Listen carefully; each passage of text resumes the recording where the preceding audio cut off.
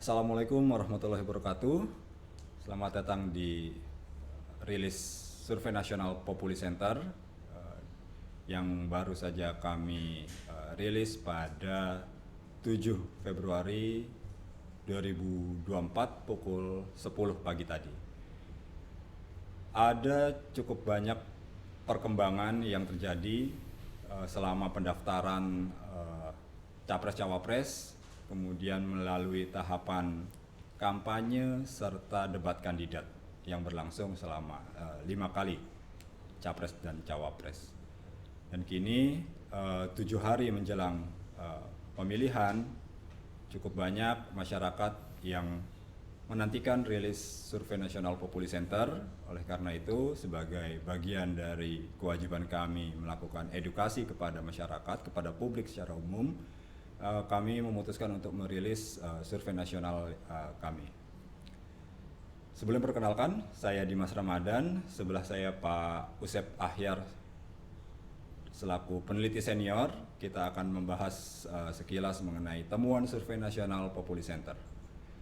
Survei ini dilakukan pada tanggal 27 Januari hingga 3 Februari 2024 dengan sampel sebesar 1.500 responden di 38 provinsi, termasuk di daerah otonomi baru di Papua.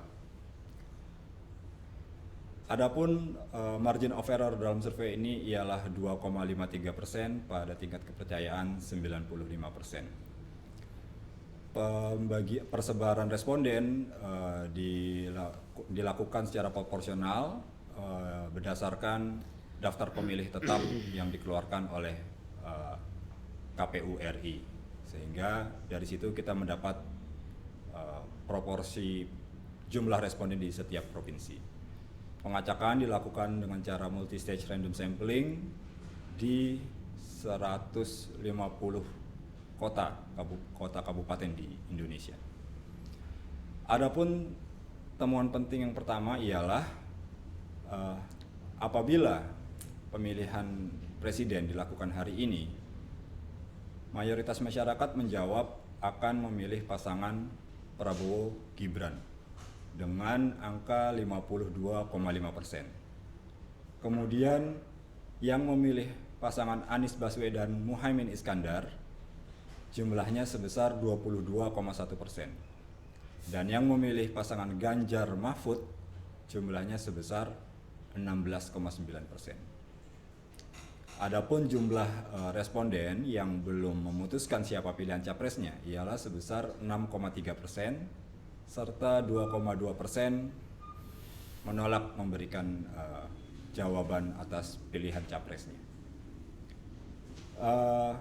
Kalau kita perhatikan, ada tren kenaikan yang berbeda di antara pasangan calon yang ada, ya, jika dibandingkan dengan survei kami di bulan sebelumnya. Ya. Prabowo Gibran misalnya di bulan Januari kami melihat survei kami merekam elektabilitas pasangan ini ada di angka 45,7%, dan kini angkanya meningkat menjadi 52,5%. Ada peningkatan lebih dari 5% dibanding survei sebelumnya. 7% tepatnya. Kemudian pasangan Anies Baswedan Muhaimin Iskandar ada sedikit penurunan, namun masih dalam rentang margin of error dari 24% di bulan Januari menjadi 22%, 22,1. Sementara untuk Ganjar Mahfud juga terjadi penurunan 18,9%, serta di bulan Februari ialah 16,9%. Nah, saya kira kalau melihat tren yang ada serta beberapa rilis survei yang dilakukan oleh lembaga lain, hasil ini sebenarnya tidak terlalu banyak berubah ya secara urutan. Namun menarik untuk dibahas mengenai perubahan angkanya, ya, perubahan dukungannya. Satu putaran misalnya gitu ya. Tapi sebelum kita sampai ke sana, barangkali Pak Usep bisa membaca sedikit, memberikan pencerahan kepada pemirsa, Ya. apa yang terjadi dalam peningkatan tren kenaikan elektabilitas terutama untuk Prabowo Gibran? Ya, saya kira pertama yang harus dibaca soal angka ini, Dimas, karena ini ditunggu-tunggu orang atau lembaga-lembaga survei itu dari beberapa lembaga bahkan mayoritas lembaga-lembaga kredibel bahkan yang tidak kredibel pun itu Prabowo Gibran itu atau 02 itu unggul dibanding yang lain gitu. Nah, yang ditunggu-tunggu sebenarnya apakah ini satu putaran atau 2 putaran itu Saya kira pada akhirnya seperti itu. itu isu yang sangat hangat gitu. Nah, memang tidak banyak lembaga survei karena mungkin waktunya juga agak berbeda gitu.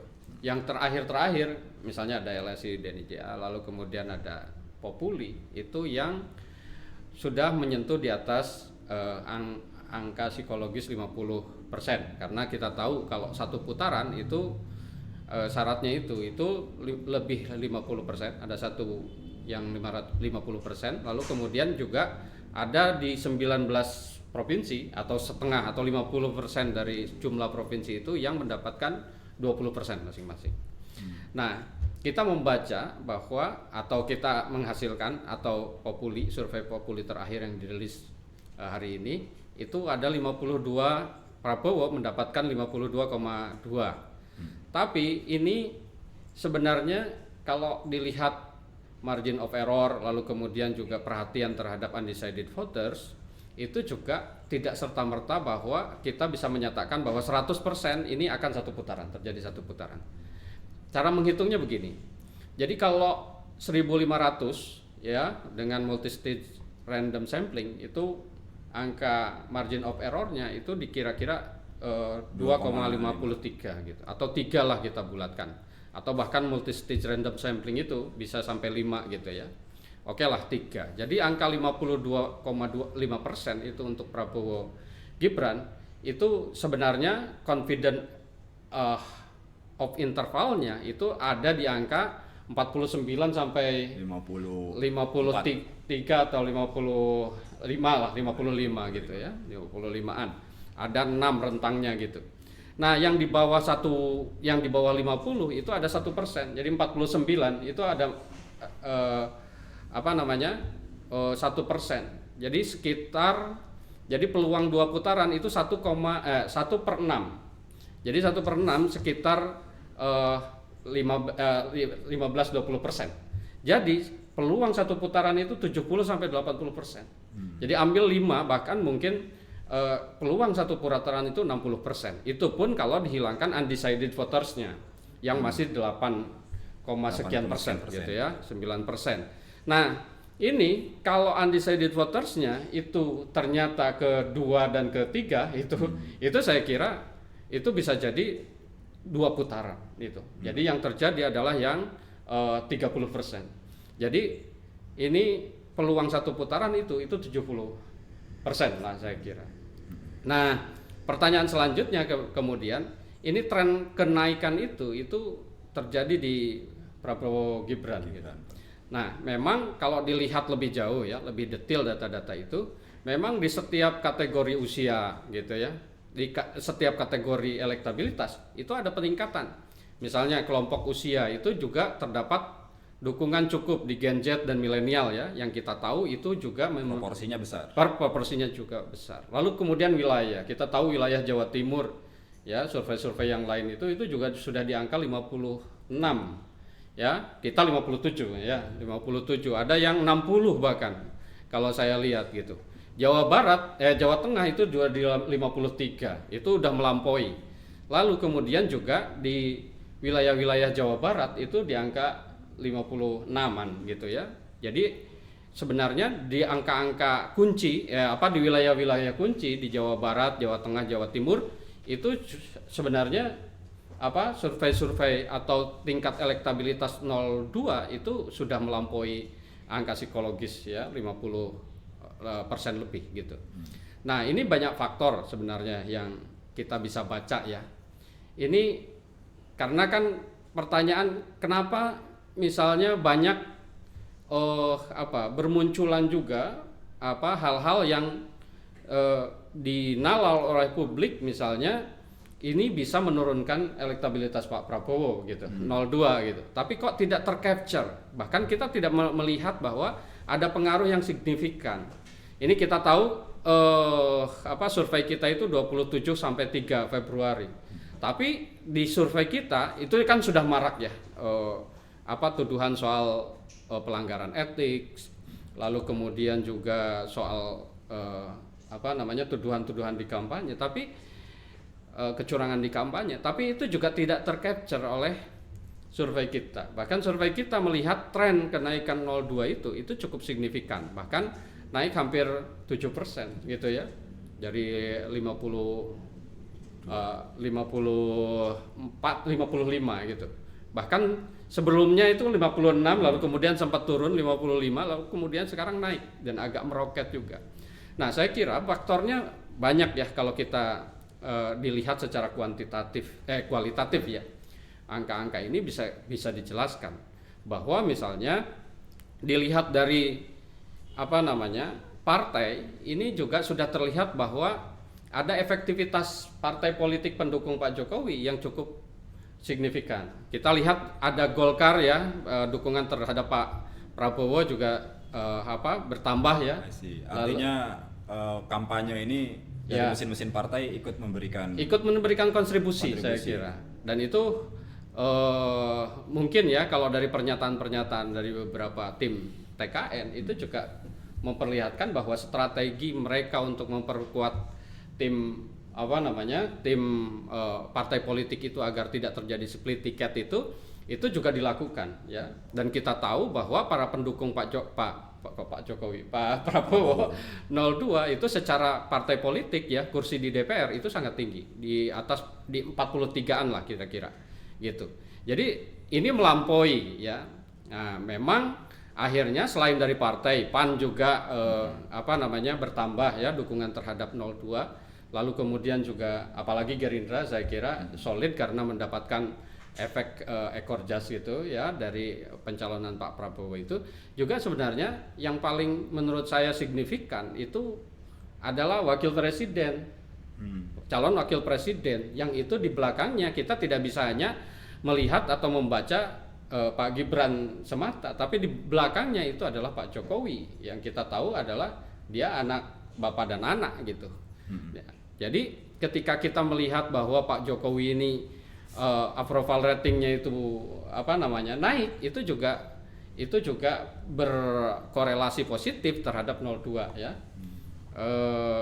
Terlihat bahwa approval ratingnya itu di kita di atas 75, 80 bahkan 80%. Saya kira itu juga memulihkan kepercayaan terhadap presiden dan kemudian juga menguntungkan, berefek positif terhadap 02 itu gitu. Nah, lalu kemudian juga dihubung-hubungkan dengan persoalan atau dengan program-program Pak Jokowi saat ini, misalnya bansos, lalu kemudian program-program yang lain. Jadi di situ ada bahkan ya analisis yang lain, misalnya ada ancaman dan lain sebagainya. Tapi saya tidak mau ke situ, bahwa ada misalnya kalau bahasa lain itu stick and carrot ya. Jadi ada ancaman dan hadiah yang diberikan. Ya bansos ini kan bagi masyarakat saat ini itu juga sangat pengaruh dan itu jumlahnya relatif banyak gitu. Dan itu juga besar. Jadi itu cukup membantu ya di masyarakat bahwa dan itu menambah kepuasan atau menambah dukungan ya positif ya terhadap presiden. Lalu kemudian dengan itu, karena kita juga tahu dan masyarakat juga tahu bahwa yang paling dipercaya untuk melanjutkan Pak Jokowi itu adalah 02 gitu ya. Nah, kita juga melihat yang lain, saya kira menarik ya. Kenapa kok kenaikan 02 itu lalu kemudian menurunkan elektabilitas 03 yang lain ya. Tapi 02 itu relatif stagnan ya. Bahkan mungkin di beberapa kali belakangan survei itu cenderung naik gitu. Eh, saya kira memang eh, kalau dilihat dua kubu ya yang secara ekstrim itu ya seperti 2019 itu dua sebenarnya antara kubu pemerintah Pak Jokowi dalam hal ini, lalu kemudian yang non pemerintah atau yang oposisi terhadap pemerintah gitu, oposan terhadap pemerintah. Nah memang 02 itu lebih 01 itu lebih tegas gitu bahwa lawan dari 02 itu adalah 01 gitu. Sementara 03 ini kan dalam bayang-bayang karena memang tidak tegas posisi politiknya gitu. Apakah ini oposisi terhadap pemerintah atau seperti apa? Nah, kita juga tahu bahwa dulu Pak Ganjar ini punya elektabilitas yang tinggi karena seiring dengan tingginya juga kepuasan terhadap Pak Jokowi, dan kita juga lebih menganalisis lebih agak dalam, misalnya endorsement Pak Jokowi itu tinggi terhadap Pak Ganjar, bahkan setengahnya itu ke Pak Ganjar. Selain itu lalu kemudian selebihnya itu ke Pak Prabowo gitu. Tapi setelah jelas ya, walaupun tidak dinyatakan saya kira, tapi hubungan kekeluargaan itu dan kemudian intensitas ketemu, intensitas simbol ya yang dikeluarkan di masyarakat itu juga sudah memperlihatkan bahwa dukungan Pak Jokowi jatuh ke Pak Prabowo, dan itu berbalik. Orang yang puas terhadap Pak Jokowi itu hampir 50% lebih itu menjatuhkan pilihannya pada orang 02. Saya kira itulah ya secara umum. Kalau dilihat elektabilitas itu. Nah, balik lagi ke pertanyaan utama ya. Ini satu putaran atau dua putaran? Karena kalau tren survei secara urut-urutan hampir ajak gitu ya. Pak Prabowo memimpin, kemudian di beberapa kesempatan di awal sekali ada Ganjar, kemudian kini sudah Anies, tapi tidak merubah posisi pertama. Maka pertanyaan selanjutnya ialah ini satu putaran atau dua putaran. Nah, survei kami juga melihat bahwa dari sisi keinginan masyarakat, jumlah yang menginginkan satu putaran itu juga sebenarnya cukup besar.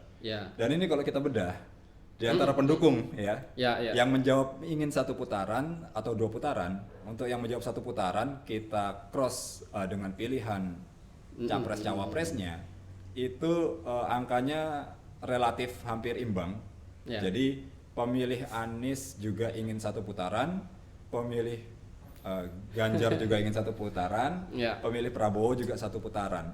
Saya kira ini berarti paling tidak dua hal bagi saya. Yang pertama memang polarisasi di masyarakat sebenarnya tidak terlalu dalam hal dukung mendukung ini tidak sekompetitif dalam tanda kutip di dua pemilu sebelumnya. Sama-sama mereka mungkin juga sama-sama fanatik, tapi ya sudahlah, pemilu untuk satu putaran saja begitu ya, karena proporsinya juga cukup besar di setiap pendukung. Nah kemudian kita tanya lebih lanjut, kenapa pengen satu putaran? Yang paling banyak ialah lebih cepat ada kepastian siapa yang menjadi presiden selanjutnya. Kemudian persoalan menghemat biaya gitu ya, dan kemudian ada supaya pemerintahan dan layanan publik kembali normal, mengurangi ketegangan dan lain-lain. Saya kira ini juga penting untuk dicermati bahwa sebenarnya memang ada kelompok-kelompok yang mengkampanyekan satu putaran. Saya tidak tahu ada hubungannya atau tidak, tapi di level pemilih ternyata memang mayoritas ya memang menginginkan satu putaran, tidak ingin berlarut-larut dalam misalnya ketegangan, persaingan di antara kenalan sendiri, orang tua mungkin yang berbeda pilihan gitu ya. Kalau Pak Usep melihat satu putaran ini gimana? Ya, ini dibaca sebenarnya mungkin kalau di pertanyaan normatif itu orang Indonesia ya, misalnya menghemat biaya itu kan bagus, lalu kemudian juga agar pemerintah cepat fokus pada pembangunan, lalu kemudian soal agar tidak terjadi ketegangan, karena memang yang namanya pemilu pasti ketegangan karena itu kan konflik yang di organisasi ya, yang dilembagakan itu yang namanya berkonflik secara sah. Sah ya. Konstitusi. Kalau dulu kan milih pemimpin itu kan orang suruh berantem gitu, lalu adu fisik, lalu kemudian siapa yang kuat yang masih berdiri dialah pemimpin. Nah saat ini di era modern yang namanya berkonflik gitu ya, atau memilih pemimpin itu kan berkonflik juga, kompetisi itu kan berkonflik, itu ya pasti ada ketegangan. Dan zaman sekarang ya itu dengan pemilu itu ya konflik yang dilembagakan. Nah memang kalau ditanya seperti ini, itu kan secara normatif pasti memilih yang baik kan, yang menghindari konflik, lalu kemudian menghindari biaya besar agar efektif pemerintahan. Yaitu satu putaran itu bisa dibaca begitu, makanya kan angkanya besar. Nah tapi yang kedua mungkin juga sebenarnya keyakinan terhadap pilihannya atau terhadap capres yang didukungnya gitu. Jadi dia yakin bahwa misalnya capres saya itu akan memenangkan satu putaran. Itu mungkin bisa dibaca dari dua hal itu gitu. Tapi kalau dilihat lebih detail soal data, tentu ya sebagian dari masyarakat ini juga tidak mengerti soal datanya seperti apa. Tapi kalau dilihat data ya memang satu putaran itu potensinya besar. Ya saya bilang 70% lah itu satu putaran ya kalau melihat data itu. Nah, tapi itu pun kalau dihilangkan undecided votersnya yang masih 8%. Yang 8% gitu. Tapi kalau undecided voternya ada dan diperhitungkan, itu bisa jadi satu putaran, dua putaran. Karena misalnya kalau undecidednya memilih ya di luar 02, saya kira ya itu dua putaran, itu hampir pasti gitu. Nah, jadi peluang itu tetap masih ada, peluang dua putaran itu. Bahkan kalau dihilangkan undecided itu hanya 70%, karena ada 1/6% atau 2/6% ya, atau 30% yang juga punya peluang dua putaran. Bahkan undecided voter pun dihilangkan itu. Apalagi kalau undecided votersnya ada di situ, itu peluang satu putaran itu bisa melorot lebih kecil lagi ya, 60-70% itu. Jadi bacanya memang harus begitu menurut saya kalau dalam konteks statistik gitu ya. Jadi tidak bisa begitu saja. Jadi saya membacanya begitu ya, satu putaran, dua putaran dalam konteks pertanyaan ini gitu ya, bahwa ya secara normatif mungkin orang juga sayang pada negerinya, lalu kemudian ingin juga segera pemerintah fokus pada hal-hal yang itu kan bagus gitu ya. Nah, lalu kemudian juga kan agar lebih efektif dan seterusnya, agar tidak terjadi ketegangan, agar terjadi harmoni dan seterusnya. Saya kira itu ya cara baca saya terhadap data. Nah, ini di sisa waktu yang tinggal kurang dari 7 hari berarti sekarang tanggal 7, pemilihan tanggal 14. Seberapa dinamis angka-angka elektabilitas tadi kalau dalam bacaan Pak Usep? Ya, jadi kalau yang 92% ya saya kira perpindahannya agak kecil. Gitu.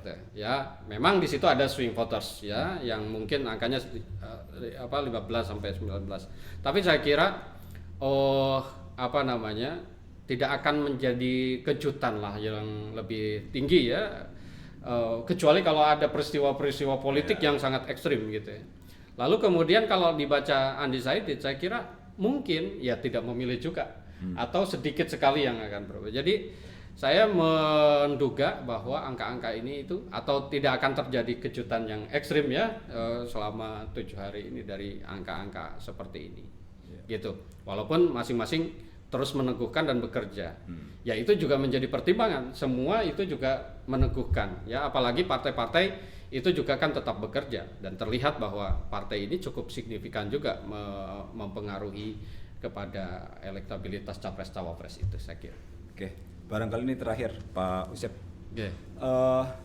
Katakanlah ini berlangsung 2 putaran. Ya, sebelah kaki satu tempat kita sebut sudah jadi milik Prabowo Gibran. Ya. Kemudian kalau tren ini tidak banyak berubah, maka misalnya ini 2 putaran yang akan mengisi pos satu lagi ialah Anies Muhaimin. Ya kan? Kalau lihat tren ini ya berdasarkan angka. berdasarkan statistik. Nah, seberapa mungkin kemudian perpindahan suara pemilih Ganjar? Peluangnya di antara dua ini, Pak Usep, ini kita bicara suara pemilih ya. Ya. Terlepas dari manuver-manuver elit ya. Ya, terlepas dari manuver elit, misalnya nanti Bu Mega kemudian misalnya mulai membuka komunikasi lagi dengan Pak Jokowi atau membuka komunikasi dengan misalnya Surya Paloh dan lain sebagainya. Terlepas dari itu, psikologis pemilih ini kalau 2 putaran, pemilih Ganjar kira-kira kemana? Saya kira itu juga yang menarik sebelum kita. Ya, jadi kalau boleh memilih Pak lawan ya Pak Prabowo Gibran, saya kira itu juga memilih Pak Anies, gitu. Karena peluang pemilih Ganjar ke berkoalisi dengan 02 saya kira sangat sulit dibayangkan.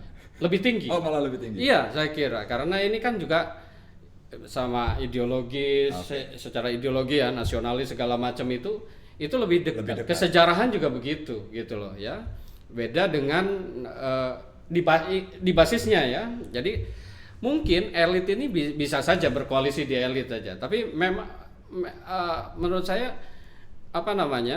sampai basis berkoalisi dengan antara 01 dan 03 itu agak susah. Sulit ya. Jadi sudah lama kan terjadi yang namanya blok politik atau political blocking gitu di antara dua pilihan itu gitu ya. Jadi dua kubu itu saya kira. Jadi dalam kesejarahannya juga agak sulit dibayangkan gitu itu bisa bersatu ya. Dari survei-survei kita juga terlihat ketika misalnya dihadapkan antara 02 lalu kemudian dengan semua itu juga 02 itu relatif unggul gitu. Karena memang punya irisan ke kedua belah pihak itu, 03 ataupun 01. Gitu. 02 ini punya irisan ke keduanya. Tapi 01 dan 03 ini agak susah. Irisannya agak susah ya, terlalu dipaksakan gitu. Itu yang namanya political blocking itu yang belum ada sejarahnya gitu. Jadi ada yang memang sudah sangat keras dan udah lama gitu ya antara 01 dan 03. Tapi kalau 02 sama 01 saya kira ya ada pemersatu juga yang sampai hari ini kan misalnya Pak Jokowi masih tidak keras juga terhadap 01. Lalu kemudian 01 juga PDIP misalnya tidak terlalu keras juga terhadap Pak Jokowi dan di situ ada tokoh. Tapi pada 03 saya kira belum ada sejarahnya untuk itu. Jadi kalau saya begitu ya. Jadi akan lebih mudah untuk menyatukan. Kecuali kalau 02 dan 03 yang berhadapan. Yeah. Nah, 01 itu kecenderungan ke 03. Ya, itu juga sangat mungkin karena kepentingan yang pragmatisnya. Yeah. Karena ini menarik kan karena beberapa waktu sebelumnya ada kampanye 1+3. Ya, 1+3. Ya, tapi kan itu sebenarnya kepentingannya menurut saya itu kepentingan untuk 2 putaran gitu. Agar menjaga nafas larinya itu lebih panjang gitu saya kira. Mungkin itu rilis survei nasional kami Populi Center. Untuk lebih lengkapnya ada di IG Populi Center, ada juga di website kami populicenter.org. Terima kasih atas atensi teman-teman. Kita akan jumpa lagi pada acara-acara Populi Center berikutnya. Billahi taufiq wal hidayah. Wassalamualaikum warahmatullahi wabarakatuh. Waalaikumsalam warahmatullahi wabarakatuh. Selamat sore.